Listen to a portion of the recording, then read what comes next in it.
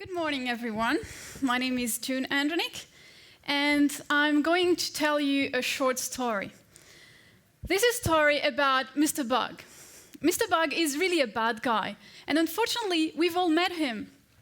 When the screen of our computer turns blue, when the entertainment system in our flight is rebooting, Mr. Bug basically sneaks in the software embedded in all kinds of devices.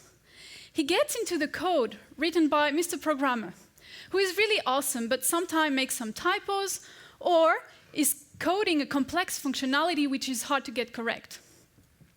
Nowadays, Mr. Bug is really happy. Software is everywhere, million lines of code in the smartphone in your pocket, and even in critical devices like the pacemaker in your chest. So plenty of places to hide and big catastrophes to hope for.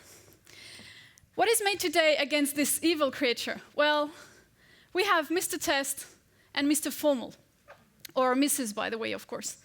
Mr. Test, as we know, can be quite good in finding bugs by trying out all the scenarios he can think of, but there are just too many, so he will always miss some well-hidden bugs.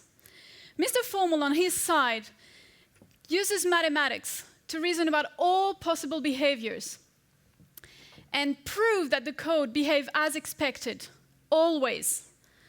But it takes him ages.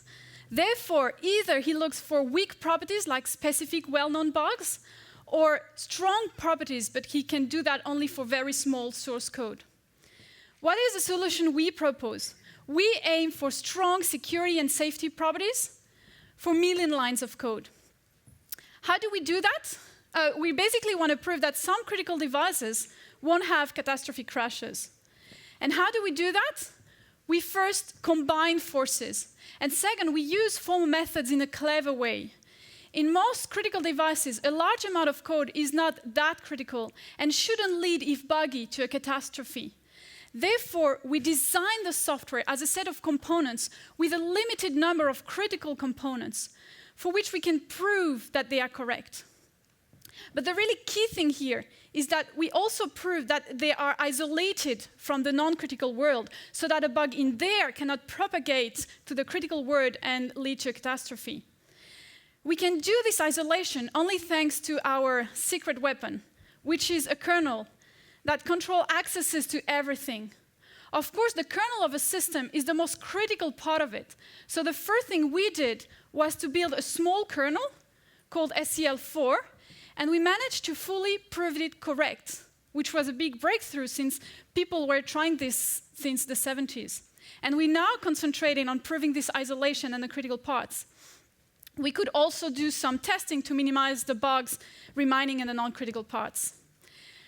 This way, we will increase dramatically the level of trustworthiness in critical devices, which will have an important impact in what we can do in these areas, such as having a complex user interface in a medical device or secure defense communications, amongst many others. There are many people I would like to thank, mainly Gerwin Klein, which is the formal method leader and the most clever Mr. Formal I've ever met. And we work hand in hand with Kevin Elphinstone, the kernel leader, and Gernot Heiser, the overall group leader, and both awesome programmers.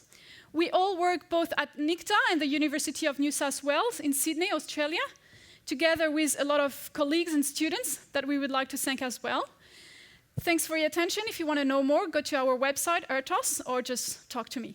Thank you.